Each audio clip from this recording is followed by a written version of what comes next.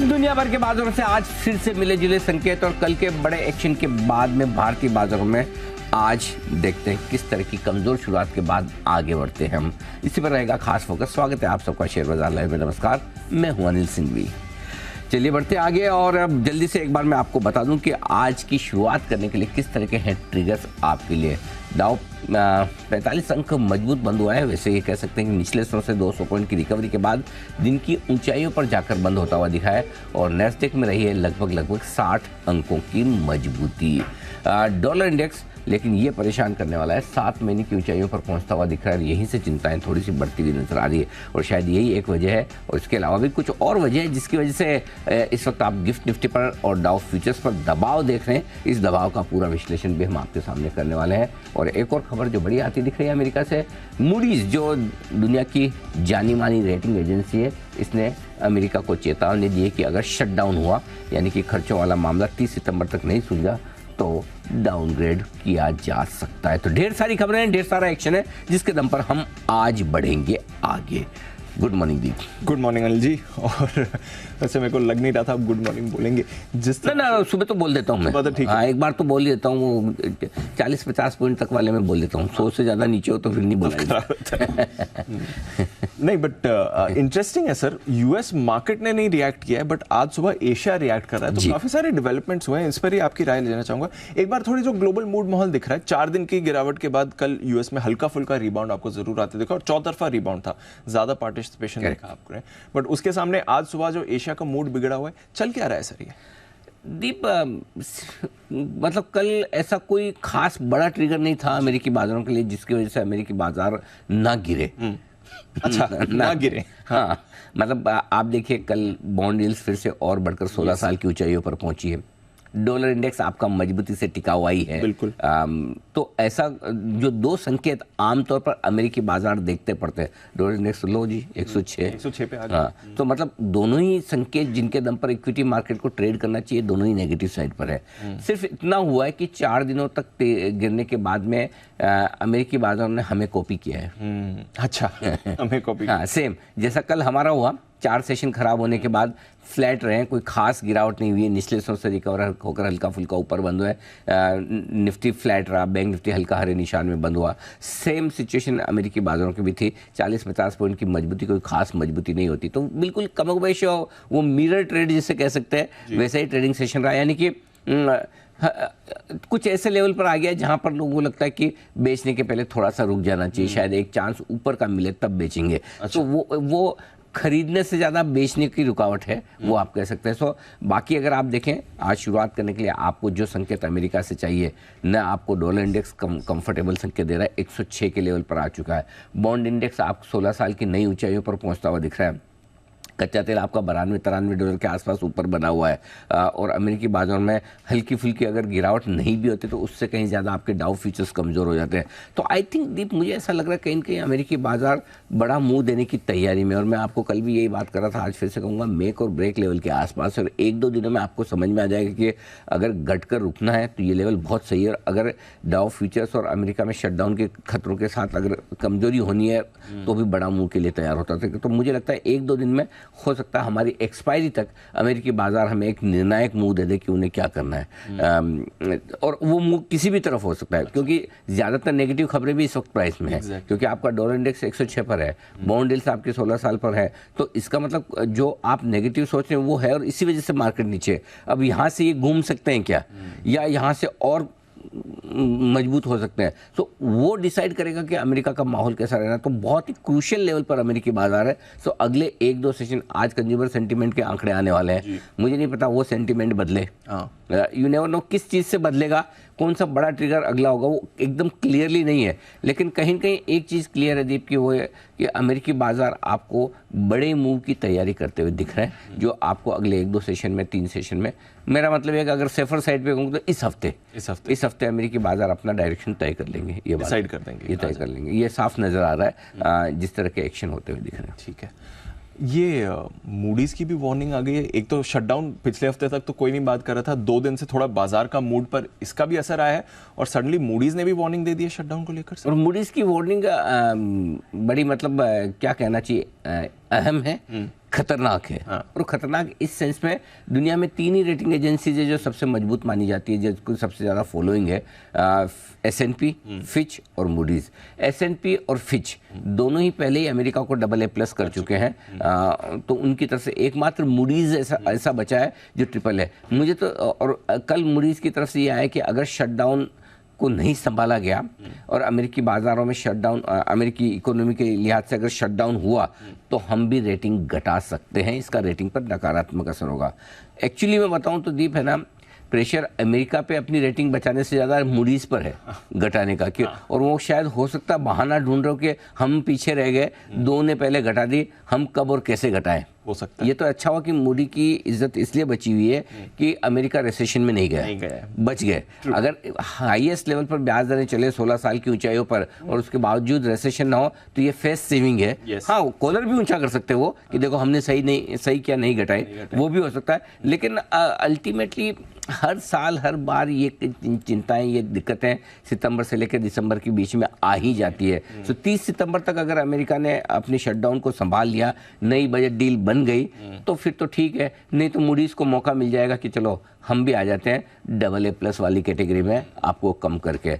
But बहुत ज़्यादा फर्क पड़ेगा, संभावना कम है, क्योंकि रेटिंग डाउनग्रेड पे का असर 2 तरीके से होता है। एक, अगर आपकी इकोनॉमी खराब हो और आप रेटिंग घटाएं तो अलग बात है जी, करेक्ट। और दूसरा ये कि आपका कामकाज सरकार का ठीक नहीं चल रहा, अर्थव्यवस्था इस वजह से डगमगा रही है या आपके कामकाज अटक रहे हैं डील की वजह से, उसकी रेटिंग डाउनग्रेड का असर कम होता है। इसलिए आपने देखा पिछला डाउनग्रेड फिच ने जो किया था वो शटडाउन के आसपास किया था, 1 अगस्त को ही किया। हाँ, सो उस हिसाब से मेरे ख्याल से असर कम होगा।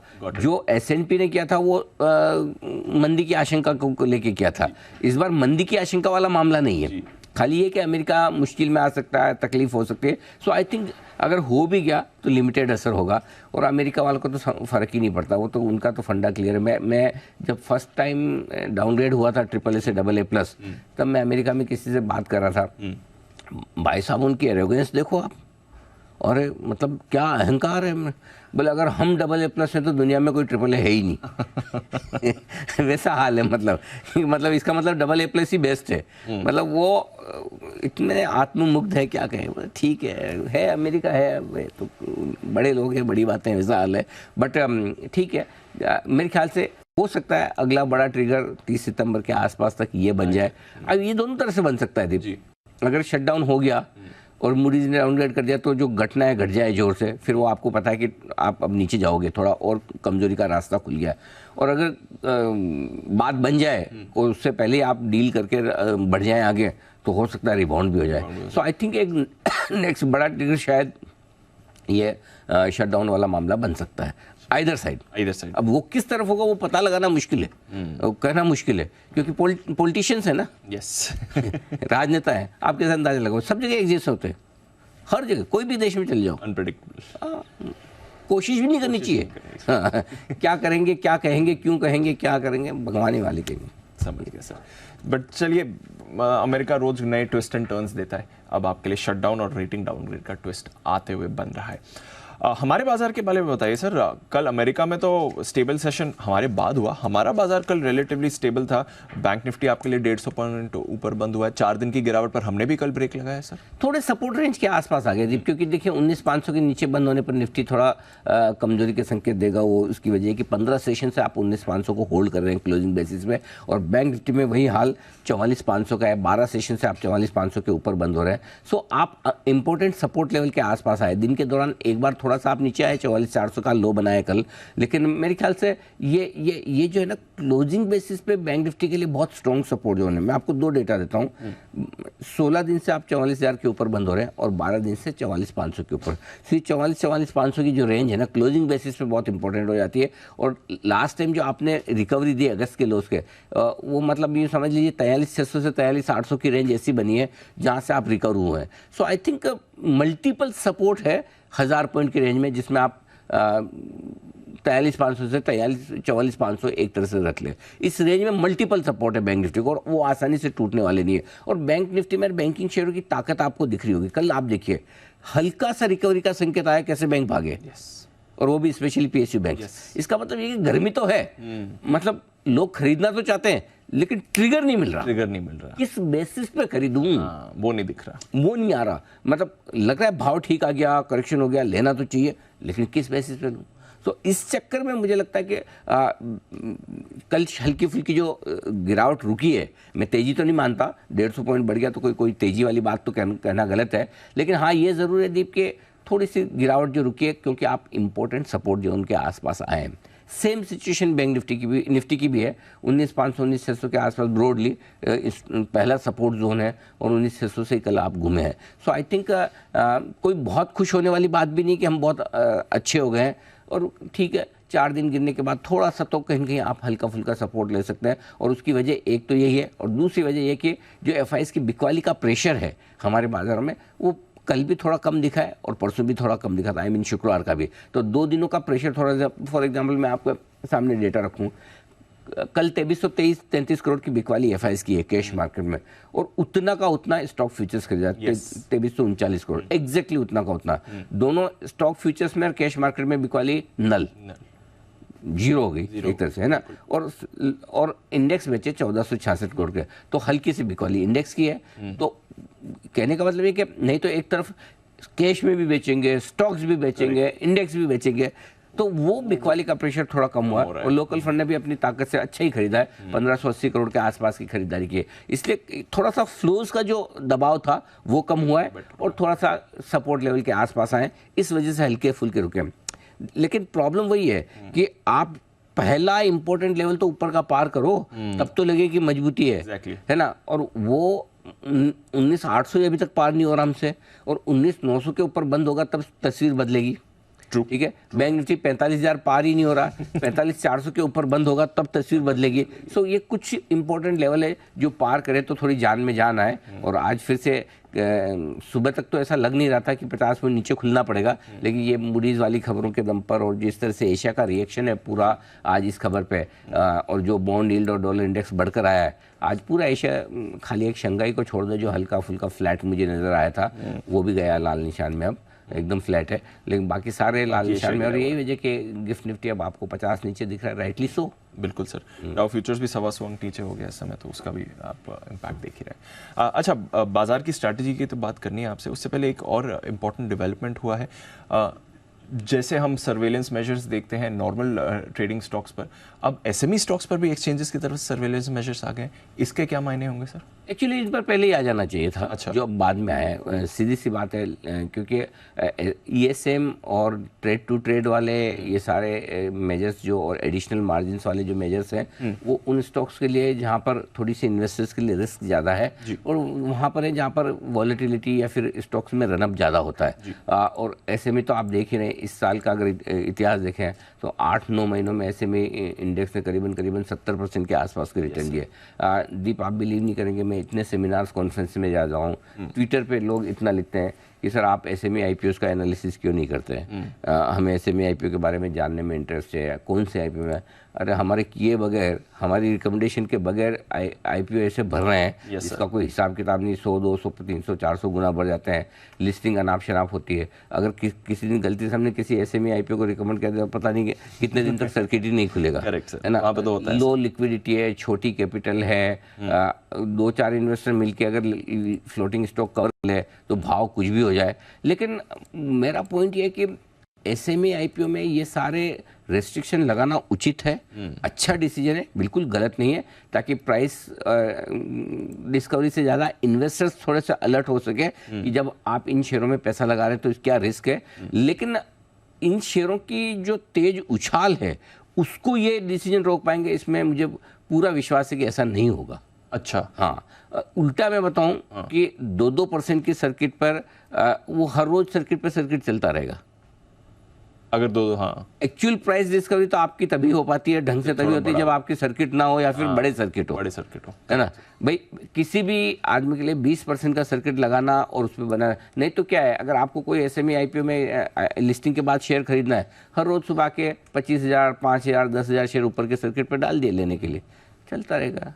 आपको मिलेंगी नहीं। और नेचुरली रिटेल इन्वेस्टर्स का फंडा बहुत क्लियर है, जब तक सर्किट ऊपर का लग रहा है कभी बेचते नहीं, जैसे सर्किट का नीचे लगा वो भी लाइन में खड़े हो जाते हैं। यस, तो ऊपर में बेचना नहीं है, जब नीचे का लगता है तो बिकता नहीं है। करेक्ट, ये फैक्ट है। ये फैक्ट है। सो आई थिंक एसएमई आईपीओ में 2% के सर्किट और 100% मार्जिन से बहुत ज़्यादा अचीव नहीं कर पाएंगे। जिनको सर्किट लगा लगा के रोज ऊपर ले जाना है वो स्टॉक सर्किट ही चलेंगे दीप, वही चलेंगे। लेकिन और एक्सचेंजेस के पास ऑप्शन भी क्या है, कर भी क्या सकते हैं, तो जो कर सकते हैं वह क्या वो सही किया है। लेकिन जब तक है ना आपकी प्राइस डिस्कवरी क्लियर कट नहीं हो पाएगी तब तक ये इशू रहेगा ही रहेगा, एक। और दूसरा, जब तक आपका फ्लोटिंग स्टॉक और जो कंपनी की साइज है वो बड़ी नहीं होगी तब तक मैनिपुलेशन के चांसेस स्टॉक प्राइस के हमेशा रहेंगे। तो ये इस कैटेगरी के साथ की प्रॉब्लम है। ये एक्सचेंजेस की प्रॉब्लम नहीं है, ये इस कैटेगरी की प्रॉब्लम। सी एसएमई आईपीओ को आप है ना थोड़ा सा ऐसे देखिए कि आप अनलिस्टेड स्टार्टअप्स में पैसा लगाते हैं, उसका एक रिफाइंड और बेटर वर्जन है। राइट। जितनी रिस्क आपकी अनलिस्टेड स्टार्टअप्स में पैसा लगाने की है कि पता नहीं, घुस गए, अभिमन्यु का चक्रव्यूह है, निकलेंगे कब बाहर किसी को नहीं पता, निकलेंगे नहीं निकलेंगे ये नहीं पता। यहाँ पर सिर्फ इतना फर्क है कि आपके चक्रव्यूह में से बाहर निकलने की गुंजाइश है। अगर सर्किट टू सर्किट स्टॉक ना खुले तो शायद आप निकल सकते हैं, लेकिन निकलेंगे नहीं निकलेंगे यहाँ भी नहीं पता, क्योंकि जब तक ऊपर के सर्किट लगते हैं ऊपर के लगते हैं, नीचे के लगते हैं तो नीचे के लगते हैं। और 2% की सर्किट फिल्टर में तो ये और आसान हो जाता है। बट आई थिंक जो एक्सचेंजेस की समझ में और जो उनकी क्षमता में, या क्या कहना चाहिए, जो कर सकते हैं वो उन्होंने किया है। फ़ायदा ज़्यादा नहीं होगा। ठीक है, फायदा ज़्यादा नहीं होगा, बट एटलीस्ट एक अटेम्प्ट है एक्सचेंज की तरफ से। रखेंगे इस डेवलपमेंट पर भी हम नज़र। इंटरेस्टिंग है। आज का भी सेटअप फिर समझाएं सर। बिल्कुल, ग्लोबल थोड़ा सा एफआईएस की बिक वाली का दबाव जरूर कम हुआ है, लेकिन ग्लोबल मार्केट्स दीप अभी भी कमज़ोर हैं। वहाँ पर कोई खास संकेत अभी तक राहत के है नहीं। निफ्टी और बैंक निफ्टी दोनों ही इंपॉर्टेंट सपोर्ट लेवल के आसपास हैं, जिसमें निफ्टी 19,450 19,550 का इंपॉर्टेंट सपोर्ट लेवल है जिसके करीब पहुंचा है। वहीं बैंक निफ्टी पर ये 43,800 44,000 मजबूत सपोर्ट के तौर पर आप मानकर चल सकते हैं। 19,900 और 45,400 के ऊपर बंद होने के बाद रिकवरी का पहला संकेत आपको मिलेगा। इंट्राडे के लिए वो लेवल 45,000 और 19,800 का आप मानकर चले, इसके ऊपर निकले तो दिन के दौरान मजबूती का पहला संकेत आपको आता दिखेगा। तब तक सेल ऑन राइज ही है, इसमें कोई डाउट नहीं है। निफ्टी ये क्लियर है। आज के संकेत बता दूं, ग्लोबल न्यूट्रल से हल्के नेगेटिव साइड पर हैं, एफआईएस के नेगेटिव हैं, लोकल फंड्स के पॉजिटिव, नहीं ग्लोबल भी नेगेटिव है, न्यूट्रल गलती से ग्लोबल को भी आप नेगेटिव में ही मान के चलें। सिर्फ इंडेक्स ऊपर बंद होने से पॉजिटिव नहीं हो जाते। ये बात हम फेड की मीटिंग के बाद से ही लगातार कह रहे हैं कि भले बाजार घटे ना घटे, संकेत नेगेटिव है। घरेलू फंड्स के पॉजिटिव हैं, वायदा कारोबार के संकेत न्यूट्रल है, सेंटिमेंट थोड़ा सावधानी भरा कोशिश है, और ट्रेंड आपका पॉजिटिव है अभी भी। ठीक है, ये आपके लिए 2 negative 2 positive, 1 neutral 1 cautious. Interesting है सर। बड़े लेवल्स 19,575 19,650 आज फिर से आपके लिए सपोर्ट जोन का काम करेगा। इसके ठीक नीचे 19,450 से 19,550 ये माफ़ कीजिएगा कल के लेवल है और कोई बदलाव नहीं है। और अगर आज मैंने कल के लेवल में निफ्टी में कोई बदलाव नहीं किया तो आप ऑब्जेक्शन भी नहीं ले सकते। आपके पास कोई हक नहीं है कि आप उस पर ऑब्जेक्शन ले। आधा पॉइंट भी नहीं था सर, 0.3 पॉइंट अगर आप बदलाव करेंगे तो मैं भी लेवल में बदलाव नहीं करूँगा। अगर आप अड़े हैं तो मैं भी अड़ाऊंगा। ऐसा एग्जैक्टली कल वाले लेवल है, हल्का सा हायर साइड वाला 19,735 19,800 किया है मैंने। 750 से 800 जो था उसको 735 से 800 किया है, और उसके ऊपर 850 से 900 जो है स्ट्रॉन्ग सेल जोन आपके लिए निफ्टी पर। बैंक निफ्टी के लेवल्स में थोड़ा सा बदलाव हुआ है। 44,400 44,550 पहला सपोर्ट जोन है, इसके ठीक नीचे 44,200 44,325 मजबूत सपोर्ट जोन आज के लिए। ऊपर की तरफ 44,950 45,075 पहली रेंज है रुकावट की, पार करके निकले टिके तो 45,275 45,375 जहाँ पर आपको अपनी लॉन्ग पोजीशन खाली करनी चाहिए निफ्टी बैंक निफ्टी में और बैंकिंग शेयरों में। और अगर हिम्मत है तो वहाँ पर आप शॉर्ट पोजीशन भी बना सकते हैं। ये बिकवाली के लिए बहुत क्लियर कट क्यों ना, जो बढ़िया लेवल बिकवाली के लिए क्रिस्टल क्लियर निकल के आ रहा ना, वो बैंक निफ्टी पे ये है 45,275 375, और निफ्टी पे 19,850 19,900 है। अब दोनों में से कौन सा आएगा नहीं आएगा पहले आएगा देखा जाएगा, जब आएगा तो पक्का करेंगे। गॉट इट सर, ठीक है। अच्छा, एफआईएस की लॉन्ग पोजीशन सर 70% पहुंच गई थी, वहां से तेजी से रोज घट रही है, 3-4% रोज घट रही है, 50% के नीचे आ गई है। पुट कॉल रेशियो भी थोड़ा ठीक ठाक है, हालांकि बैंक निफ्टी कल थोड़ा बढ़ा है सर। ज़्यादा कोई ऐसा खास बदलाव नहीं है, लेकिन बढ़िया बदलाव जो मुझे लग रहा है वो धीरे धीरे एफआईज ने इंडेक्स की लॉन्ग पोजीशन को 65% से घटाकर 53%, 50% तक आ गया। तो यानी कि आपकी 15% के आसपास की जो लॉन्ग पोजीशन घट गई है, मुझे लगता है वो ज़्यादा बेहतर है, क्योंकि उससे क्या है कि अब आपके पास प्रेशर थोड़ा सा कम रहेगा, जितने लॉन्ग कम होंगे उतना बेहतर है। बाकी कोई ऐसे खास बदलाव वाली बात नहीं, स्टेबल से है। स्टॉप लॉसेस दे दूं, निफ्टी की अगर आपकी लॉन्ग पोजीशन है, इंट्राडे लॉन्ग पोजीशन में स्टॉप लॉस मैंने सिर्फ 25 पॉइंट घटाया। कल 19,600 था, ट्रिगर नहीं हुआ, आज 19,575 किया है। क्लोजिंग बेसिस पे हमारा स्टॉप लॉस 19,500 का है, थोड़ा सा दूर। बैंक निफ्टी इंट्राडे 44,400 का है जो कल का लो है, क्लोजिंग 44,500 का है, ये आपके लिए शॉर्ट साइड पर। शॉर्ट इंट्राडे और क्लोजिंग दोनों 19,800 कर दिया। किसी को डीप रखना हो 19,900 भी रख सकता है, मैंने थोड़ा सा नीचे खींचा है। ठीक है। बैंक निफ्टी पे इंट्राडे और क्लोजिंग एक ही है, 45,000। ठीक है सर, गॉट इट। नई पोजीशंस 19,525, 19,625 वो रेंज है जहाँ पर आपको खरीदारी के मौके ढूंढने चाहिए। कल भी यही रेंज दी थी, आज भी यही रेंज है।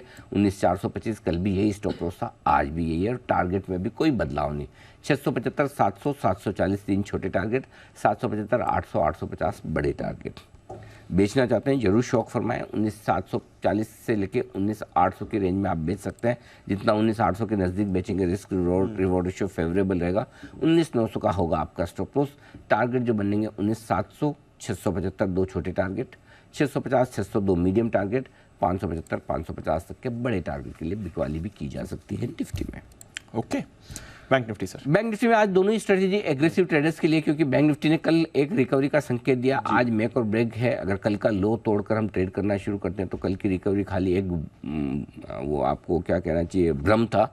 तो इसलिए आज दोनों ही खरीदने और बेचने दोनों की रेंज जो मैं आपको दे रहा हूँ एग्रेसिव ट्रेडर्स के लिए, यानी कि आपको स्ट्रिक्ट स्टॉप लॉस फॉलो करना है और मार्केट का मूड माहौल देखकर ही ट्रेड करना है। 44,400, 44,550 ये आपकी रेंज है जहाँ पर दो टुकड़ों में खरीदना है, 550 और 400 दो ही टुकड़ों में आपको खरीदना है। स्टॉप लॉस होगा आपका 44,300 का, स्ट्रिक्ट लगाना है, जिसको डीप लगाना हो 44,200 का लगाए। टारगेट 44,625, 750 दो छोटे टारगेट हैं, 825, 875 दो मीडियम टारगेट, 44,925 और 45,000 तक के बड़े टारगेट के लिए करनी है आपको खरीदारी। बेचना चाहते हैं जरूर बेचें। कल भी हमारी राय ये थी कि 45,000 के जितना नज़दीक बेचेंगे उसके आसपास कोई भी मौका देखकर आप बेचें। 44,935 के आसपास का हाई था। आज मेरी राय है 44,925 से 45,075 की रेंज में दो टुकड़ों में बेचने की। यहाँ पर बिकवाली करें, स्टॉप लॉस 45,150 का लगाएं। टारगेट जो नीचे के बनेंगे दीप वो 44,825, 750 दो छोटे टारगेट हैं, 44,675, 625 दो मीडियम टारगेट है, 44,550, 44,400 तक के बड़े टारगेट के लिए करनी है आपको बिकवाली। ओके चलिए, ये है सारे लेवल्स। बैनलेस रोड छोटी हो रही है, कल भी हमने देखा बदलाव हुए हैं। फ्रेश एंट्री आपके लिए बलरामपुर चीनी की एक दिन बाहर जाके वापस आ गया, बट उसके सामने डेल्टा कॉप और मनापुरम ये दोनों आज बैन से बाहर आ गए। तो एग्जिट है डेल्टा मनापुरम, एंट्री है बलरामपुर, और Canara granules, Hindustan copper, India bulls housing finance ये अभी भी आपके लिए बैन में बने हुए हैं। बाकी डेटा सर, कोई इंपॉर्टेंट लेवल्स वायदा कारोबार के? वायदा कारोबार में है ना दीप, एक दो इंपॉर्टेंट लेवल है जो बता दूं। 19,700 मेक और ब्रेक है, 72 लाख शेयर पुट में है, 77 लाख शेयर कॉल्स में है। 25 पॉइंट बढ़ जाए तो कोई ऐसा ज़्यादा कॉन्फिडेंस में मत आइए कि हम मजबूत है। 19,700 से ही आपको तेजी गिननी है, जब तक 19,700 पर के नीचे आप खराब ही हैं। 19,800 पार करने में आ जाएंगे पसीने। 1 crore 10 lakh share highest open interest call writers खड़े हैं वहाँ पर, और इसीलिए मैंने 19,800 तक ही बेचने की राय दी। आज 740 से 800 की रेंज, कल 850 तक की थी, आज 800 तक ही दे दीजिए। बैंक निफ्टी के लिए एक ही लेवल इंपॉर्टेंट है, नीचे की तरफ 45,000, सॉरी माफ़ कीजिए, ऊपर की तरफ 45,000 और नीचे की तरफ आपका 44,000। तो कोई खास डेटा बैंक निफ्टी में आज है नहीं। बैंक निफ्टी की एक्सपायरी कल है ना, कल बुधवार। हाँ, नहीं, अब तो ये तो मंथली है ना, साथ में होंगे दोनों। हाँ, मैं वही सोच रहा हूँ कि पोजीशन बनी क्यों नहीं एक से।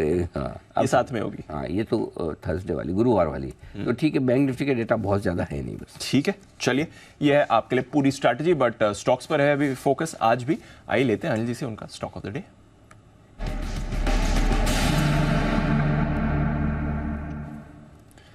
सेलान एक्सप्लोरेशन सेलान एक्सप्लोरेशन, ये है वो स्टॉक कैश मार्केट का स्टॉक है, जनरली कम आता है रडार पे, लेकिन आज यहाँ पर खरीदारी करने की राय दी। 385 385 कल के लोज के आसपास का स्टॉप लॉस लगाकर आपको खरीदना है। 399 कल का हाई है, ये पहला टारगेट होगा। 408 और 420 दो बड़े टारगेट आगे आपके लिए। दो वजह है जिसकी वजह से आपको खरीदना है। पहले तो एक, इन्होंने कल बाजार बंद होने के बाद एक मर्जर का ऐलान किया है, एंटीलोपस एनर्जी, ये कंपनी है जिसमें का मर्जर किया है और ये इनकी एक सब्सिडी कंपनी के तौर पर काम करेगी। इसके साथ मर्जर को मंजूरी मिल चुकी है। इस मर्जर के बाद जो इनका एक्विजिशन ये जो पूरा हुआ है, ये ईपीएस बढ़ाने वाला होगा कंपनी के लिए, यानी कि कंपनी के लिए सीधे सीधे तौर पर कमाई बढ़ाने वाला है। तो पॉजिटिव मर्जर है जिसका फ़ायदा मिलेगा। दूसरा बड़ा फ़ायदा, कई दिनों बाद ये स्टॉक रडार पे आया, एक्चुअली ऑफ साइड हो गया, क्योंकि जबकि जनरली पहले एक ज़माना था कच्चे तेल के दाम के साथ सेलान हमेशा कोरिलेट किया जाता था। तो कच्चे तेल के दाम बढ़ने का फ़ायदा सेलान को हमेशा मिलता है, क्योंकि ऑयल एंड गैस स्पेस में जो नए इन्वेस्टमेंट्स होते हैं ये होता है, उसका फ़ायदा सेलान को मिलता ही मिलता है। तो वैसे भी क्रूड हाई पर है और ज़्यादातर टारगेट ऊपर की तरफ की आ रहे हैं, तो बिजनेस एनवायरनमेंट पॉजिटिव है और ये मर्जर भी पॉजिटिव है। इस लिहाज से मुझे लगता है कि ये एक स्टॉक है जो आज आपको रडार पर रखना चाहिए। Got it. सेलान एक्सप्लोरेशन खरीदारी करके चले, इवेंचुअल टारगेट 420 तक के आपको दिख सकते हैं इसमें। आइए फिर बाकी स्टॉक्स और खबरों पर भी करेंगे फोकस। आज आईपीओ पर भी आपकी बिल्कुल सलाह है सर? यस, रेडी है। 9 बजे आईपीओ मार्केट, जेएसडब्ल्यू इंफ्रा और यूडीएस दोनों पर अनिल जी अपनी सलाह देंगे आपको। आइए अरमान, नुपुर और साथ ही आशीष से करते हैं बातचीत आज की खबरें और ब्रोकरेज रिपोर्ट्स के बारे में। नुपुर, मॉर्निंग, बताएं आज के ट्रिगर्स और खबरें। Good morning. सबसे पहले नुमामा वेल्थ मैनेजमेंट, क्योंकि आज ये बीएससी और एनएससी दोनों पे ही लिस्ट होने वाला है। इडरवाइज से जो अलग हुआ था, जो डीमर्ज हुआ था, वो आज लिस्ट हो जाएगा। एमसीएक्स जहाँ पे एजीएम है 11:30 बजे, तो ये स्टॉक फिर से आज फोकस में रहने वाला है। रत्नवे प्रिसिशन इंजीनियरिंग जो ट्रेड फॉर ट्रेड सेटलमेंट से आज रोलिंग सेगमेंट में ट्रांसफर होगा, तो ये स्टॉक भी आज फोकस में।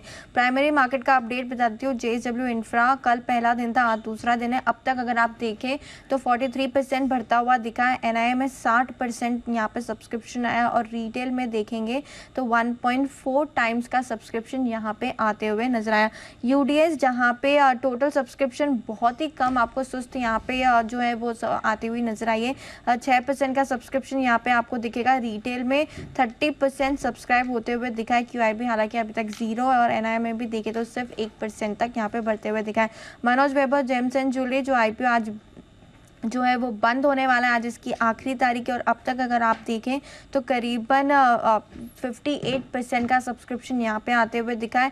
क्यूआईबी में 0.3 टाइम्स बढ़ते हुए दिखा है। एनआईए में देखें तो 0.6 टाइम्स का सब्सक्रिप्शन आपको दिखेगा और रिटेल में 0.7 टाइम्स का सब्सक्रिप्शन यहाँ पे आते हुए नजर आया। विष्णु प्रकाश आर पुंगलिया जो हाल ही में लिस्ट हुई थी कंपनी, और उन्होंने Q1 के रिजल्ट जो है वो अनाउंस किए, जहाँ पे कंपनी की आय देखे तो करीबन 46% की ग्रोथ आती हुई नजर आई है। कामकाजी लेवल पे देखें तो 55% से मुनाफा बढ़ते हुए दिखा है।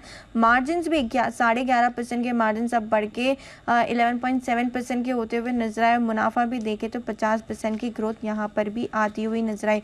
और लास्ट में वोल्टाइम ट्रांस, जहाँ पे आज एक ब्लॉक डील हो सकती है। प्रमोटर जो है वो 12 लाख शेयर 10% जो हिस्सेदारी है वो बेच सकते हैं। डील की जो साइज है वो 550 करोड़ के आसपास की है। फ्लोर प्राइस 4600 की है और जो मौजूदा भाव से अगर आप देखेंगे तो 10% के डिस्काउंट पे ये डील आज संभव है। ओके, ये है आपके लिए कुछ इंपॉर्टेंट ट्रिगर्स और खबरें। अरमान, मॉर्निंग, बताएं आपके पास कौन सी खबरें हैं? जी बिल्कुल, खबरों में सबसे पहले टाटा स्टील, यहाँ पर आपको ध्यान रखना है क्योंकि मूडीज़ ने कॉर्पोरेट फैमिली रेटिंग को जो है वो अपग्रेड किया है। BA1 पॉजिटिव से Baa3 जो है वो स्टेबल करते हुए दिखे हैं। GR इंफ्रा, यहाँ पर लगभग 3613 करोड़ के रोपवे प्रोजेक्ट की जो बोलियां हैं उसकी प्रक्रिया जो है वो रद्द होती हुई दिखी है। National highway logistic management limited ने बोलियां जो हैं वो रद्द की हैं और लगभग अगर आप देखें दोनों प्रोजेक्ट के लिए कंपनी जो है L1 बीडर पहले जो है उनको घोषित किया गया था। सेंचुरी टेक्सटाइल्स एंड इंडस्ट्रीज़, यहाँ पर बात करें तो बेंगलुरु में बिरला त्रिमाया फेज़ 1 के नाम से उन्होंने प्रोजेक्ट लॉन्च किया है और ये अगर आप बात करें फेज़ 1 के तहत लगभग 500 करोड़ का जो है उसकी बुकिंग जो हुई है और अगर आप पूरे प्रोजेक्ट की अनुमानित आय की क्षमता देखें तो लगभग 3000 करोड़ की है। शीला फोम यहाँ पर कल बंद हुआ है QIP, जिसमें 20 सितंबर को अगर मैं आपको बता दूं जो QIP जो है वो खुला था। QIP का इशू प्राइस जो तय होता हुआ दिखा है वो 1078 का जो है वो भाव तय होता हुआ दिखा है और फ्लोर प्राइस की अगर आप बात करें तो वो 1134 के आसपास जो कि लगभग 5% के आसपास डिस्काउंट पर था। एसएमई स्टॉक्स यहाँ पर आपको फोकस रखना है क्योंकि लिस्टेड एसएमई शेयरों की निगरानी जो है वो बढ़ाई जाएगी। 3 अक्टूबर से एसएमई शेयरों पर भी जो शॉर्ट टर्म एसएम है वो लागू होता हुआ दिखेगा, जिस पर आप निफ्टी 500 देख लीजिए और बीएसई 500 के औसत भाव और वॉल्यूम के मुकाबले शेयर की तेजी जो है उसे देखकर उसकी निगरानी जो है वो बढ़ेगी, जिसमें अगर आप बात करें फेज़ 1 में कम से कम 50% मार्जिन या मौजूदा जो मार्जिन है जो भी दिखे वो लागू होता हुआ दिखेगा। और उसी के साथ साथ जो ट्रेडिंग कैटेगरीज में कुछ स्टॉक्स हैं जिनको अगर डीलिंग्स है वहाँ पर उनको अगर आप देखें तो वहाँ पर विड्रॉल होता हुआ दिखा है, जिसमें अगर आप बात करें 25 अक्टूबर से ये 10 स्टॉक्स जो है ये एनएसई पर ट्रेडिंग के लिए अवेलेबल नहीं रहेंगे, जिसमें आप स्टॉक्स के नाम Force Motors, Kennametal, Udaipur cement, waterways, Kirloskar, ferrous, Goodyear India, Novartis, Kovai medical, Grover and Well और अंत में Andrew Yule and Company. Okay, तो लिस्ट आई है और ये अब एनएसई पर अवेलेबल नहीं रहेंगे। बिल्कुल। ओके, चलिए ये हैं आपके लिए कुछ इंपॉर्टेंट स्टॉक्स जिन पर रखनी है आपको नजर। नुपुर, कुछ और खबरें फंड एक्शन भी है, बताएं। बिल्कुल, अपार इंडस्ट्रीज जहां पे बोर्ड बैठक के 28 सितंबर को फंड जुटाने पर कंपनी विचार करेगी, इक्विटी और एनसीडी के जरिए फंड जुटा सकती है। इनस्विफ्ट लैब्स और इनस्विफ्ट लिमिटेड दोनों पर ही आपको नजर रखनी है क्योंकि दोनों के मर्जर को अब बोर्ड से मंजूरी मिलती हुई दिखी है, तो यहाँ पर ये स्टॉक्स फोकस में रहेंगे। लक्स इंडस्ट्रीज जो खबरें आई थी आईटी सर्च को लेकर 21 से 24 सितंबर तक चला था, अब कंपनी का कहना है कि जो प्रक्रिया है उसके दौरान कंपनी की तरफ से हर संभव सहायता दी गई है। साथ ही साथ आईटी की तरफ से जो भी जानकारी जो मांगी गई थी वो भी उपलब्ध कराई गई है, तो लक्स इंडस्ट्रीज भी फोकस में रहेगा। आईआरबी इंफ्रा पॉजिटिव न्यूज आती हुई दिखी है, यहाँ पे कंपनी में जो प्रमोटर्स है उन्होंने 0.18% से हिस्सेदारी अपनी बढ़ाई है। 25 सितंबर को ओपन मार्केट के जरिए हिस्सेदारी बढ़ाई गई है। अब हिस्सेदारी अगर आप देखें तो 34.13% से बढ़कर 34.31% होती हुई दिखी है। और लास्ट में डेल्टा कॉर्प जो बड़ा एक्शन कल हमने देखा था, यहाँ पे बल डील होती हुई दिखी है। आशीष कचोलिया साहब ने करीबन 15 लाख शेयर 0.56% से जो है वो बेचे हैं 144 के भाव पे। जो डील साइज थे वो करीबन 22 करोड़ के आसपास के थे। ओके, ये है आपके लिए सारे के सारे फंड एक्शन। कल डेल्टा कॉप की तो ऑफकोर्स बड़ी गिरावट हुई थी, बड़ी डील भी हमने देखी थी सुबह। आज देखते हैं फॉलो ऑन मूव कैसी आती है इस पर। आइए ब्रोकरेजेस के बारे में भी जान लेते हैं। एफआईआर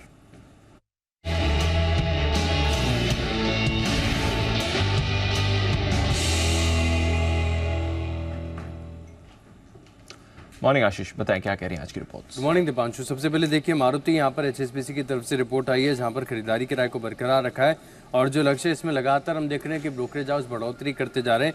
11,000 रुपये से बढ़ाकर अब 12,000 कर दिया, 10,588 का भाव चल रहा है और मान रहे कि हिस्टोरिकली अगर आप देखें तो निफ्टी के मुकाबले जो वैल्यूएशन प्रीमियम इसको मिलता है वो करीब 50% के आसपास का है, जो कि अब गिरकर 33% हो गया और इसी को एडजस्ट करते हुए इन्होंने टारगेट प्राइस को बढ़ाया है। आइशर मोटर्स जेफरीज की तरफ से रिपोर्ट आई है, खरीदारी किराए को बरकरार रखा है। लक्ष्य जो है 4,000 से बढ़ाकर 4,150 रुपये कर दिया है, 3387 का भाव चल रहा है और ये मान रहे हैं कि एक कंपटीशन लगातार बढ़ने के बाद भी अगर आप देखें तो जो वेब सर्च के ट्रेंड्स हैं और जो चैनल चेक है वो बता रहे हैं कि कंपनी की पोजीशनिंग काफ़ी स्ट्रांग है और इसी के चलते मान रहे हैं कि FY26 तक आपको कामकाजी मुनाफे में और साथ में अगर आप देखें तो EPS में भी अच्छी खासी बढ़त देखने को मिलेगी।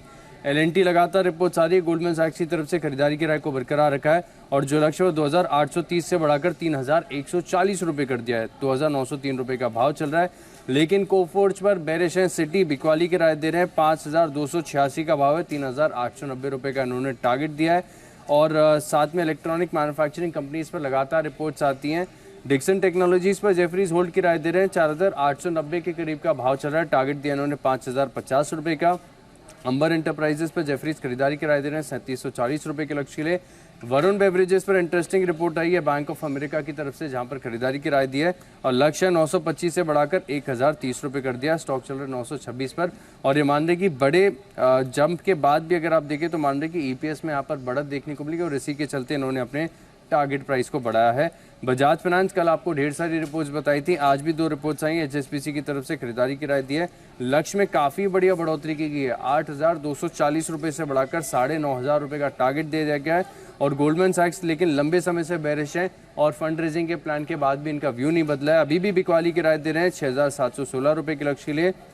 अंत में ग्रासिम इंडस्ट्रीज यहाँ पर सिटी की तरफ से रिपोर्ट आई है, खरीदारी किराए को बरकरार रखा है, 1,940 रुपये का भाव है और 2,250 रुपये का ये टारगेट दे रहे हैं। ओके, तो ये है ढेर सारी रिपोर्ट जिन पर आज दिखेगा आपको भरपूर एक्शन। आइए इसी एक्शन को बढ़ाते हैं आगे, करते हैं मुलाकात हमारे सारे एक्सपर्ट से। वक्त है पिक ऑफ द डे का।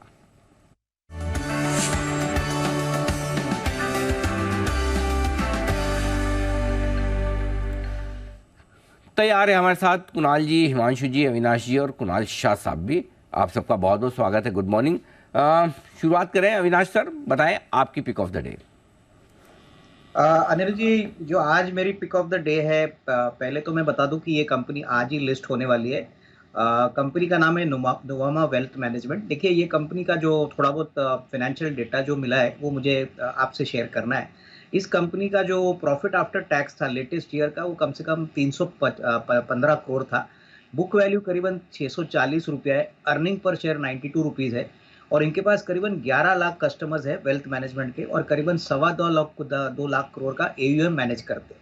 तो मेरे ख्याल से देखिए, बहुत ही दिग्गज कंपनी है। बहुत समय तक मार्केट काफ़ी बड़ी इंतज़ार में इसको खरीदने की बात कर रहा था। तो मेरे ख्याल से अगर 1200 या 1100 लेवल पे ये लिस्ट होता है, करीबन 2 टाइम्स करंट बुक वैल्यू पे, तो काफ़ी अच्छा विकल्प हो सकता है। तो इसके ऊपर इन्वेस्टर्स को नज़र रखनी चाहिए। मुझे लग रहा है लंबी रेस का घोड़ा है। मैनेजमेंट ने कहा है कि अभी जो 2.25 लाख करोड़ का जो AUM है, वह 2028 तक ये 6 लाख करोड़ हो जाएगा। तो काफ़ी ग्रोथ बड़ी मात्रा में आने की उम्मीद है। और दूसरा शेयर अनिल जी, जो काफ़ी पुराना शेयर है, जो मुझे पसंद है, आपके चैनल पे मैंने पहले भी कहा है, वो महानगर गैस है। देखिए, क्रूड के प्राइसेस लगातार बढ़ रहे हैं और CNG के प्राइसेस भी काफ़ी अच्छी तरह से बढ़ रहे हैं। रॉ मटेरियल प्राइस प्रेशर भी काफ़ी कम है। पिछले साल कंपनी ने करीबन 6,300 करोड़ पे 790 करोड़ का प्रॉफिट किया। इस साल हमको लग रहा है कि कम से कम 970-975 करोड़ का प्रॉफिट आएगा। तो करीबन 100 रुपये की अर्निंग इस साल आएगी। कंपनी बहुत ही अट्रैक्टिव वैल्यूएशन पे ट्रेड कर रहा है। 10 टाइम के PE पे चल रहा है। कंपनी बिल्कुल कर्जा मुक्त है। 3% डिविडेंड यील्ड है। तो मुझे लग रहा है यहाँ पे करीबन 1200 का टारगेट प्राइस लेके, यहाँ पे 6 to 8 मंथ्स का नजरिया लेके इसको भी खरीदना चाहिए। तो ये दो स्टॉक्स मेरी करते हैं। MGL जहाँ पर 1200 के टारगेट के साथ खरीदे। अविनाश जी, एक राय आपसे लेना चाहता हूँ, चूंकि आपने कहा कि नुमामा वेल्थ आज जो लिस्ट होने वाला है, किस प्राइस के आसपास मिले तो खरीदना चाहिए?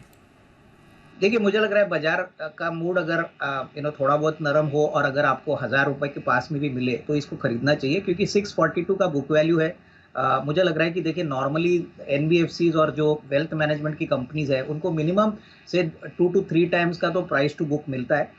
और जिस प्रकार के इनके ग्रोथ प्लान्स है, एनीथिंग अराउंड 1000 रुपीज़ अगर आपको मिलता है तो अच्छा खासा रिस्क रिवॉर्ड आपको मिल सकता है। परफेक्ट। तो 1000 रुपये के आसपास मिले तो बढ़िया खरीदारी का मौका बन सकता है नुवामा पर। एडलवाइस के स्टॉक पर भी आज ध्यान रखिएगा, चूंकि BSE NSE दोनों पर इससे डीमर्ज हुई वेल्थ बिजनेस वाली कंपनी। तो मेरे ख्याल से आनंद राठी वेल्थ है, एक IFL वेल्थ है, और ये तीसरी वेल्थ कंपनी होगी जो बाजार पर आज लिस्ट होती हुई आपको नजर आएगी, नुवामा। फोकस करिए इस पर। आइए बढ़ते आगे, कुणाल शाह साहब से लेते हैं उनकी पसंद का शेयर आज के लिए। कुणाल जी, गुड मॉर्निंग, बताएं sir. Good morning Anil ji. I think जिस हिसाब से मार्केट्स में हमने सेल ऑफ देखा है पिछले 3-4 दिन से, एक सेक्टर है जहाँ पे मैं अभी फोकस करना चाहूँगा, जहाँ पे मोमेंटम स्ट्रॉन्ग है, और वो है निफ्टी PSU बैंक्स। सो निफ्टी PSU बैंक्स का भी आप लॉन्ग टर्म चार्ट्स देखोगे तो अभी भी ऑल टाइम हाई पे चल रहा है। हायर लो के फॉर्मेंस ऑलरेडी इंटैक्ट है। वहाँ से एक स्टॉक जो मेरे रेडार में आया है वो है बैंक ऑफ बड़ौदा। अब बैंक ऑफ बड़ौदा का चार्ट भी देखोगे तो स्टॉक ने ऑलरेडी एक अच्छा खासा ब्रेकआउट दे दिया था। कल के ट्रेडिंग सेशन में हमें फॉलोअप मूव दिखा है एंड स्टॉक अपने वापस ऑल टाइम हाई लेवल्स को सरपास करने पे है। ऑल टाइम हाई लेवल है 228 का। करंटली स्टॉक 217.5 के आसपास चल रहा है। तो आप करंट लेवल्स पे उसको बाय कर सकते हो। स्टॉप लॉस आपको जो डाउन साइड पे रखना है वो है 210 का। मैं जो फर्स्ट टारगेट एक्सपेक्ट कर रहा हूँ वो है उसका ऑल टाइम हाई जो है 228, और उसके ऊपर 233 के भी लेवल्स आ सकते हैं। ओके, तो ये है आपके लिए बैंक ऑफ बड़ौदा में खरीदारी करने की राय कुणाल शाह साहब की तरफ से। हिमांशु गुप्ता जी का स्वागत, गुड मॉर्निंग, बताएं sir pick of the day. Very good morning to you Anil ji, good morning everyone. Anil ji, Escorts रहेगा आज के लिए पिक ऑफ द डे। कल एक अच्छा स्ट्रेंथ यहाँ पर टूवर्ड्स एंड देखने को मिला, और मुझे लगता है स्टॉक वापस से न्यू ऑल टाइम हाई बनाने के लिए तैयार है। 3235 के आसपास का क्लोज है। मैं स्पॉट लेवल्स की बात कर रहा हूँ। तो इन्हीं लेवल्स पर ये छोटे मोटा डिप कोई मिलता है तो खरीदारी करें। 3200 के स्टॉप लॉस के साथ 3320, 3350 ये दो टारगेट्स के लिए एस्कॉर्ट्स रहेगा आज का pick of the day. Okay, Escorts ये है स्टॉक जहां खरीदारी करने की राय। कल भी 3.5% के दमदार मजबूती के साथ हुआ है ये बंद। आइए एक और कुणाल जी, सीनियर कुणाल जी भी हमारे साथ है। सुप्रभात सर, बताएं आज के लिए आपकी पसंद का शेयर। सुप्रभात अनिल जी, सुप्रभात दीपांशु। अनिल जी, सबसे पहले तो आपकी टाई बड़ी भारी है अनिल जी। तो your tie is looking very good. अच्छा, भारी न्यू टाई अनिल जी। अच्छा मैं तब से समझ सुबह से सोच रहा हूँ मैं झुका सा क्यों लग रहा हूँ इस भारी टाई की वजह से मेरा सर थोड़ा सा नीचे आता हुआ दिख रहा है हमारा। धन्यवाद सर, आपको पसंद आई, बहुत बढ़िया। कलर तो अच्छा है वैसे। थोड़ा सिद्धार्थ जी से इंस्पायर हो रहा हूँ मैं भी। वैसे कुणाल जी की शर्ट से भी थोड़ी मिल रही है सर, थोड़ी चल के बढ़िया। ये वैसे कलर है कौन सा है ये बताइए। इंग्लिश कलर जहाँ में जो कलर समझ में ना आए उसका नाम इंग्लिश कलर। आइए कुणाल जी, स्वागत है जी सर, बताएं। अनिल जी, खरीदना ट्रेंड है। ट्रेंड पे हमने कल एक बड़ा जबरदस्त ब्रेकआउट आता हुआ देखा। मुझे लगता है कि ट्रेंड अगर आज नीचे मिल जाए, बाजार का थोड़ा मूड खराब दिख रहा है तो थोड़ा बहुत नीचे खुलने की संभावना है। नीचे खुल जाए तो वहां पर इसको बाय करें। 20-25 रुपया भी नीचे मिल जाए तो वहां पर बाय करना चाहिए। स्टॉप लॉस रखें 2105 के आसपास, 2105 के स्टॉप लॉस से बाय करें। पहला टारगेट 2200 रुपए का होगा, इवेंचुअल टारगेट 2250 रुपए का होगा। तो ट्रेंड में जो पिछले दिनों कंसोलिडेशन हुआ, अगर इस पर बॉलिंजर बैंड डाला जाए इस चार्ट पर, तो बॉलिंजर बैंड का एक ब्रेकआउट चार्ट पर आता हुआ दिख रहा है। तो बड़ा जबरदस्त चार्ट स्ट्रक्चर है। मेरी राय में ट्रेंड को गिरावट पे खरीदना चाहिए। ट्रेंड के चार्ट पर बॉलिंगर बैंड डाला जाए तो 2250 के टारगेट आ जाते हैं। ये बॉलिंगर बैंड कैसा होता है कुणाल जी, और कौन डालता है और कैसे डाला जाता है, इसकी प्रोसेस क्या है? क्या ये इसके लिए हम कोई ऐसा आउटसोर्स कर सकते हैं, थर्ड पार्टी आउटसोर्सिंग?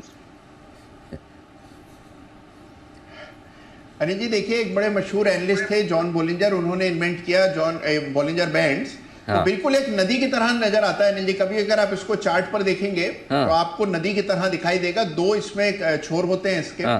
तो चार्ट के ऊपर जो प्राइस चार्ट होता है उसके ऊपर इस बैंड को डाल दिया जाता है और ये स्टैंडर्ड डिविएशन का इस्तेमाल करके बैंड कैलकुलेट होता है। तो अनिल जी काफी इसके पीछे गणना है, पूरी कैलकुलेशन है, उससे ये बैंड निकलता है और बहुत काम की चीज है अनिल जी।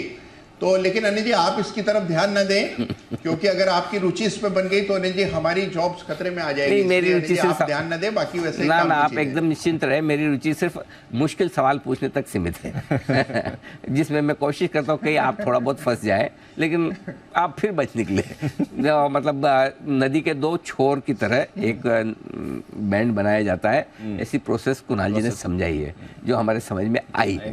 ओके, आई नहीं है। अच्छा, दीप के समझ में नहीं आई है। दीप ऐसा मत बोलो, ऐसे ऊपर आया मुझे भी नहीं, लेकिन मैंने बोला कि मुझे समझ में नहीं आई। आइए सुमित जी का भी स्वागत। सुप्रभात सुमित जी, बताएं pick of the day. Good morning Anil ji. Anil ji, pick of the day के तौर पे जो स्टॉक चार्ट्स पे बढ़िया दिख रहा है वो है ग्रासिम। ग्रासिम के अंदर मोमेंटम कल अच्छा बना है। स्टॉक पिछले 3-4 दिनों की गिरावट के बाद एक अच्छा रिबाउंड नीचे के लेवल से दिखाया है। तो स्टॉक के अंदर मेरे को लग रहा है कि यहाँ से एक बढ़िया मूव ऊपर की तरफ देखने को मिल सकता है। स्टॉक के अंदर यहाँ से ऊपर में जो पहला टारगेट बनेगा 1975 का बनेगा। दूसरा टारगेट 2000 रुपए तक के लेवल ग्रासिम में ऊपर की तरफ देखने को मिल सकते हैं। खरीदारी कर सकते हैं, जिन्होंने ले रखा वो लोग होल्ड करके चले। 1910 ये स्टॉक का नीचे में सपोर्ट है, तो 1910 के नीचे का स्टॉप लॉस लगा के ग्रासिम में खरीदारी करें। 1975 2000 तक के लेवल इमीडिएट शॉर्ट टर्म में देखने को मिलने चाहिए। पोजिशनली और ऊपर के लेवल देखने को मिलेंगे। ओके, ये है आपके लिए खरीदारी की राय। ग्रासिम इस पर रखनी है नजर। देखते हैं आज स्टॉक में एक्शन भी कैसा बनता है। ढेरों और काउंटर्स भी हैं जहां आपको मूव आती हुई दिख सकती है।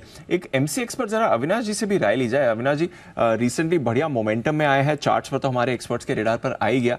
अब खबरें आ रही हैं, हमारी भी कल खबर थी कि जल्द ही ये जो टीसीएस का सॉफ्टवेयर स्विच करने की तैयारी में थे, शायद as early as next month ही ये हो जाए। आज एजीएम भी है, शाम को बोर्ड बैठक भी है, कुछ और भी निकल कर आ सकता है। सबकी नजर बनी हुई है। आपकी क्या राय है सर एमसीएक्स पे? नहीं, बिल्कुल देखिए, जिस प्रकार से अभी स्टॉक में अपसाइड आपने देखा है, मेरे ख्याल से ये सॉफ्टवेयर का चेंज ओवर तो एक डेफिनेटली इम्पॉर्टेंट बात है, लेकिन जो पोजीशनिंग है एमसीएक्स का वो काफ़ी यूनिक है और मुझे लग रहा है कि इस साल ओवरऑल ब्रॉड जो फिनेंशियल्स है वो एमसीएक्स के लिए काफ़ी स्ट्रांग रहेंगे। प्लेटफॉर्म बिजनेस है और काफ़ी समय तक थोड़ा सा साइडवेज था, लेकिन अभी मेरे ख्याल से बिजनेस ट्रैक्शन भी काफ़ी स्ट्रांग है। तो मेरे ख्याल से जिनके पास है वो होल्ड करे। अगर कोई मार्केट में कोई कमजोरी आती हो या हल्के लेवल पे एमसीएक्स आता है तो इसको अपने पोर्टफोलियो में ज़रूर ऐड करना चाहिए। मुझे लग रहा है अगले 12-15 महीने का एक बहुत अच्छा मल्टी ईयर रैली के लिए ये स्टॉक वेल पोजीशनड है। तो I think definitely worth picking on every decline. Okay, तो ये है आपके लिए एमसीएक्स जहाँ पर आपको रखनी है नज़र। देखते हैं आज एजीएम के बाद बोर्ड बैठक भी शायद हो सकती है और वहाँ से क्या आपके लिए निकल कर आता है। जीआर इंफ्रा, इसके चार्ट पर राय लेनी है। थोड़ा हमने काउंटर में एक्शन कल टुवर्ड्स द एंड एक गिरावट आते हुए देखी थी और ये इंटरेस्टिंग है। कुणाल सरावगी जी, जरा एक बार आप चार्ट देखें। कुणाल जी, 3,600 करोड़ के 2 रोपवे प्रोजेक्ट्स के लिए उन्होंने बोली लगाई थी, जिसे रद्द कर दिया गया है। तो ये बोली कैंसिल हुई है। कल just towards end of market hours ये आई थी, तो आई डोंट नो कल की गिरावट ने, जो एंड में गिरावट आई थी, उसने कैप्चर किया या नहीं। बट कुणाल जी जरा देखें, 3,600 की इन्होंने बोली लगाई थी, वो प्रोजेक्ट ही पूरा रद्द कर दिया गया है। ये L1 बिडर थे, तो शायद आज एक नेगेटिव रिएक्शन अगर आता है तो सपोर्ट किधर दिखता है इसके लिए? चार्ट्स पर इंपॉर्टेंट लेवल्स क्या हैं? देखिए, कमजोर चार्ट है दीपांशु। हालांकि स्टॉक में एक अच्छा रन हमने पहले देखा, लेकिन उसके बाद जो पिछले कुछ दिनों का अगर आप चार्ट स्ट्रक्चर देखते हैं तो मुझे एक टॉपिंग आउट पैटर्न नजर आता है। एक डबल टॉप भी बना था ऊपर के लेवल्स पर, और उसके बाद हम देखते हैं कि नीचे सरक रहा है स्टॉक। अब देखिए, एक अहम सपोर्ट स्टॉक के लिए 1210 के आसपास है, 1210 के आसपास, और ये लेवल अगर भंग हो जाते हैं तो स्टॉक में एक बड़ा डिस्ट्रीब्यूशन पैटर्न कंप्लीट हो जाएगा, और फिर मुझे लगता है कि आपको यहां से भी 70-80 रुपए की गिरावट देखने को मिल सकती है। तो मेरी राय में थोड़ा वेट एंड वॉच करें। जिनके पास पहले की पोजीशन है 1210 का एक स्टॉप लॉस रखें, ये लेवल टूट जाने के बाद निकल जाने की राय। ओके, तो देखते हैं आज GR इंफ्रा पर रखते हैं नजर, और खबर का एक्चुअल जो इम्पैक्ट है वो आज कैप्चर होने वाला है, तो देखते हैं उसके बाद क्या मूव आती है। हिमांशु जी, जरा एक बार टाटा स्टील पर राय दे दें। वैसे तो हमारे रेडार पर रहा है, आपकी तरफ से भी पहले कॉल्स आई हैं इस पर। मूडीज ने अपग्रेड करी है इनकी रेटिंग। बिल्कुल दीप, देखिए positionally chart setup, chart structure काफी पॉजिटिव है, और इनफैक्ट ऐसा लगता है कि स्टॉक इवेंचुअली जो अपना प्रीवियस ऑल टाइम हाई है लगभग 140 रुपए के ऊपर, वो निकालता हुआ नजर आएगा। कुछ दिनों पहले भी थोड़ा सा पॉजिटिव न्यूज फ्लो स्टॉक के लिए आता हुआ नजर आया था, लेकिन पिछली 2 अटेम्प्ट्स फेल हुई, और न्यूज फ्लो के बाद थोड़ा सा प्रॉफिट बुकिंग देखने को मिला। मुझे लगता है 125-127 एक अच्छा इंपॉर्टेंट सपोर्ट जोन है, जहां पर वापस से रिस्क रिवॉर्ड तेजी की पोजीशंस के लिए मैच करता हुआ नजर आता है। तो इन लेवल्स पे खरीदारी की पोजीशन बनाई जा सकती है। 122 रुपए के नीचे 122 रुपए के नीचे क्लोजिंग बेसिस का स्टॉप लॉस लगाएं, और पोजिशनली मुझे लगता है थोड़ा सा स्टॉक को समय दें। 140 रुपए तक का मूव यहां पर आते हुए नजर आ सकता है। ओके, तो ये है आपके लिए टाटा स्टील। एक बार अविनाश जी, आपकी भी राय लेना चाहूंगा। मूडीज की तरफ से अपग्रेड आया है, अभी रिसेंटली इनकी जो यूके की यूनिट थी वहां पर सरकार की तरफ से डील हो गई, तो वहां पर भी थोड़े कंसर्न्स ईज हो रहे हैं। जरा बताएं सर, टाटा स्टील में क्या अप्रोच होनी चाहिए? नहीं, मुझे लग रहा है कि काफ़ी पॉजिटिव सेंटिमेंट स्टॉक के लिए आना चाहिए। देखिए, पहली बात तो ये जो यूके गवर्नमेंट का डील हो गया है, ये बहुत समय से एक्सपेक्टेड था, लेकिन हो नहीं रहा था, अभी फाइनली हो रहा है। और जिस प्रकार से अभी क्रेडिट रेटिंग की भी इंप्रूवमेंट आने की बातें हो रही हैं, मुझे लग रहा है कि ये स्टॉक में एक अच्छा अपसाइड देखने का पोटेंशियल है। हालांकि देखिए, अभी भी ग्लोबल मेटल प्राइसेस थोड़े सॉफ्ट है, लेकिन डोमेस्टिकली मुझे लग रहा है कि स्टील की डिमांड और खपत काफ़ी अच्छी हो रही है। काफ़ी बड़े इंफ्रास्ट्रक्चर प्रोजेक्ट्स गवर्नमेंट ने अनाउंस कर दिए, और अगले 6 महीने में भी हमको लग रहा है कि डोमेस्टिक मार्केट में डिमांड स्टील के लिए अच्छी बढ़ेगी। तो उस पॉइंट ऑफ व्यू से डेफिनेटली अगर किसी को मीडियम टू लंबी अवधि के लिए खरीदना है तो डेफिनेटली इसमें छोटी पोजीशन बना दे। ओके, ये है आपके लिए टाटा स्टील। इस पर भी रखिए नजर, कुछ अच्छी खबरें recently back to back company के लिए आई हैं, देखते हैं कैसा फैक्टर आएगा। कुणाल शाह साहब, सेंचुरी टेक्सटाइल, जरा इसके चार्ट पर एक बार नजर डालिए। यहाँ पर इन्होंने नया प्रोजेक्ट लॉन्च किया है। फेज 1 के तहत 500 करोड़ की बुकिंग होगी है, पूरा पोटेंशियल 3000 करोड़ का है। उसके बाद और भी फेजेस के आने वाले हैं। तो रियल एस्टेट में अब बड़ी मूव्स आ रही है सेंचुरी टेक्सटाइल की तरफ से। चार्ट्स क्या कहती हैं सर इसकी? आई थिंक दीपांशु, अगर लॉन्ग टर्म चार्ट्स की बात करूँ सेंचुरी टेक्सटाइल्स, तो डेफिनेटली ट्रेंड काफ़ी स्ट्रॉन्ग है। और डेली चार्ट पे जब मैं लोअर टाइम फ्रेम पे आता हूँ तो भी एक कंसोलिडेशन का फेज है। स्टॉक का जो ब्रेकआउट का लेवल है, अगर आज के ट्रेडिंग सेशन में स्टॉक 1105 का लेवल क्रॉस कर देता है तो ब्रेकआउट कंफर्म हो जाएगा स्टॉक में, फिर हम एक अच्छा मूव देखेंगे अपसाइड के ऊपर। सो बाय है कंडीशनल, 1105 का लेवल क्रॉस करता है तो आप बाय कर सकते हो। स्टॉप लॉस आपको डाउन साइड पे रखना रहेगा, वो है 1050 का। और टारगेट्स आप देख सकते हो, वो फर्स्ट रहेगा 1190 और सेकंड टारगेट रहेगा 1210 का। ओके, तो ये है आपके लिए सेंचुरी टेक्सटाइल पर आए, जहां पर आज एक अच्छी खबर आती हुई आपके लिए। आइए बढ़ते आगे। बाजार भले थोड़ी कमजोरी के साथ खुलने के संकेत दे रहा हो, लेकिन देख लेते हैं आज किस तरह का एक्शन बनेगा।